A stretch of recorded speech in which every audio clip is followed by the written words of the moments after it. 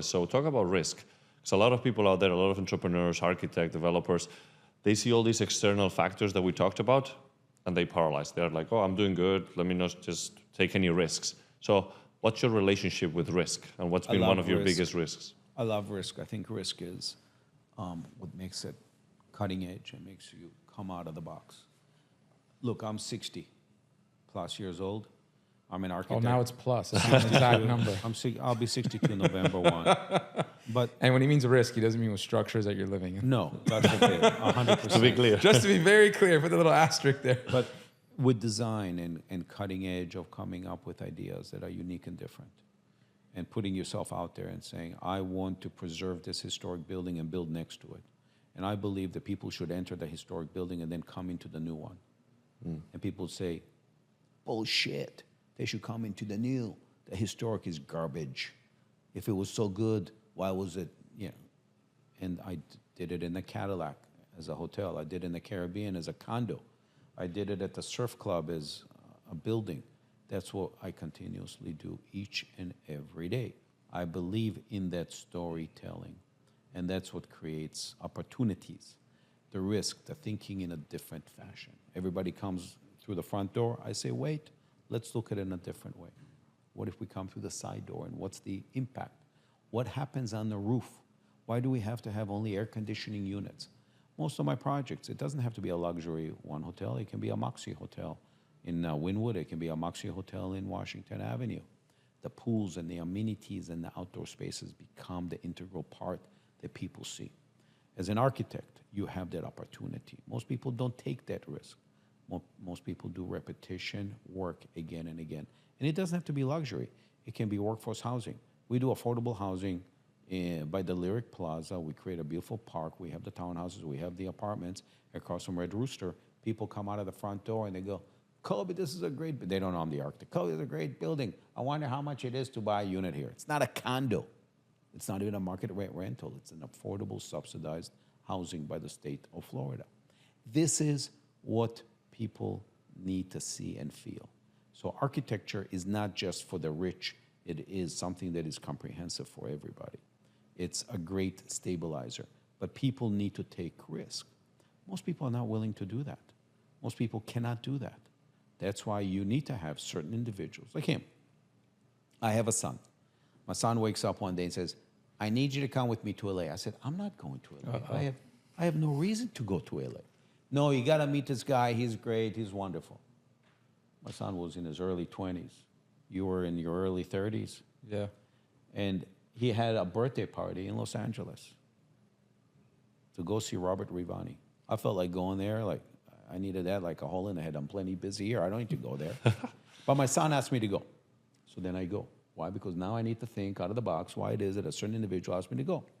And it was an experience. Forget it that the house was nice and it was unique, and forget it about the whole Gothic mishigas about it, right? This guy is, the way he lives and his wife lives, they're in a completely different planet. But that's good because it makes him feel and think in a completely way out of the box, right? Mm-hmm. I grew up with people like that. They might not have looked like him with a mohawk, but they looked different, but they were extreme in that sense. And when you look at people who think differently and out of the box, yeah, you get the risk of people looking at you like you're crazy, but it gives you an opportunity to be on a different platform. Now, I went to LA, and I saw in LA in a completely different light. I saw people who I like because they're highly intelligent and smart and you have great conversations in a completely different way of life. And they're different, so it gives me inspiration. Why? Because they're younger than me, substantially younger than me. So it gives me hope of what's coming up behind me. Because as I was younger, the people I dealt with and did business with and hung out with were always older than me. Always, substantially older than me. Mm-hmm. Now that I'm in my 60s, guess what? The people that I would hang out with who were much older than me are dead. I hate to say it, you know? I have heroes. They didn't do yoga. Great guy. I did Panorama with him. Regretfully, all these individuals who were my heroes, as I am in my 60s, as I get older, they pass away. So I have to look for my inspiration backwards. And so people like the Rivanis, people who think out of the box like that, are my inspiration. Now, some people I can tell and I can feel that they're thinking out of the box, but they're going down the wrong path. And some people are not. And so I can talk to people going down the wrong path and I said, hey, what if? And sometimes they're already on that path and they like to go down that path.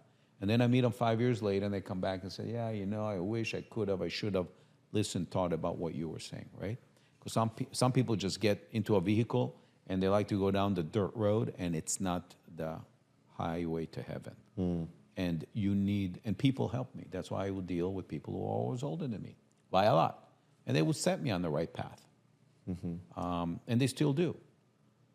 And like the owner of the forge, what he told me in a few minutes set me on a completely different enlightenment. When I went to LA and I saw Robert and his wife in there, it gave me a completely different idea. And it gives me a different perspective and it enlightens the individual. Traveling the world is important to see different locations and environment because I love physical, natural environment. And I love buildings, right?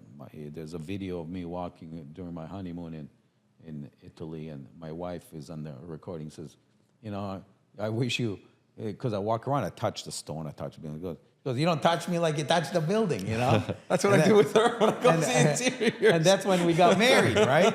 So this is the kind of things that give you inspiration. Touch, feel, look, smell, and that's important.